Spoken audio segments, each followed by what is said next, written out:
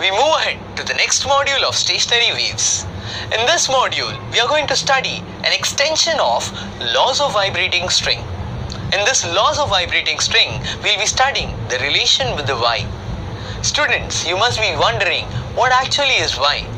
Y is nothing but the Young's modulus that you have already studied in the chapter elasticity. With the help of this module, we'll be obtaining a relation between the fundamental frequency and the Y. To study on that, we need to consider the practical case of considering a wire. Let me consider a wire. I know usually the wire length is given by capital L. The density of wire will be rho, length being the capital L. The mass will be given by M.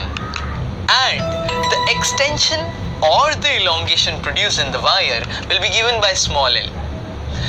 With all respect, Young's modulus has to be always considered capital Y, and the fundamental frequency has the general formula 1 upon 2L under root of T by M, where T is the tension in the wire and small m being the linear density, that is mass per unit length.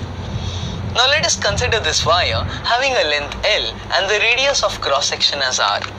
We know that the density is given by mass per unit volume. And as the wire behaves like a long cylinder, the volume will be the volume of cylinder, that is pi R square L. According to this, we can conclude that M upon L will be given by rho into pi R square, and M upon L, that is mass per unit length, small m, will be equal to rho into pi R square, where rho is the density, pi is the value constant, and R is the radius of cross section. According to elasticity, we know that the stress is the force applied on a unit area. So it is actually on a wire, it will be the tension which will be providing the force, and the area of cross section will be pi R square. Moving ahead, we also know that strain is change in length upon original length, that is small l upon capital L.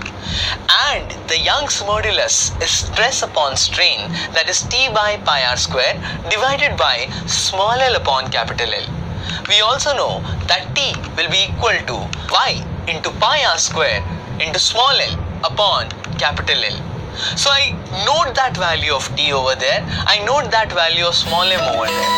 I know the value of fundamental frequency, that is 1 upon 2L under root of T by M. Now when I see that equation, there is a feeling inside me to substitute the values of small m and T in it. On substituting the values of T and small m in the above equation, I get the value of fundamental frequency as something like this. Now when I see this equation, I feel that pi R square and pi R square will get cancelled, and the equation comes out to be 1 upon 2L under root of Y into small l upon rho into capital L. So student, this is one of the result which states the relation between small m and capital Y. We go ahead to do the other relation.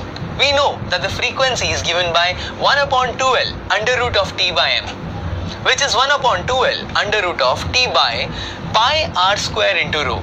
We know that small m is equal to pi R square, and that is the reason why that small m comes out to be pi R square into rho. We move ahead to do the derivation. We know that stress is given by force per unit area, that is T upon pi R square. So I substitute that in the terms of stress. So as we can see, T upon pi R square was given. I wrote that in the terms of stress, which became 1 upon 2L under root of stress upon rho. Now, according to the chapter thermal expansion, or the concept of thermal expansion, we know that change in length is proportional to original length multiplied by the change in temperature. So can I say small l is directly proportional to capital L into T. Now whenever I remove proportionality sign, there is a constant introduced. This constant, fortunately in this case, was alpha, and alpha is called as coefficient of linear expansion. So small l, which is equal to alpha LT. Can I say small l upon capital L will be alpha into T, and we know that strain is small l upon capital L, that is alpha into T, where alpha is coefficient of linear expansion and T is the change in the temperature. So can I say Y is equal to stress into strain? So can I say stress will be equal to Y into strain, and that will be equal to Y into alpha T. So now I know the value of stress. Can I substitute in the above equation? I'll get the answer as 1 upon 2L under root of stress upon rho, which is equal to 1 upon 2L under root of y alpha t upon rho. Now students, with the help of this module, we have obtained two formulas for fundamental frequency and the relation with y. Always remember, these are going to be used for solving numericals. Thank you.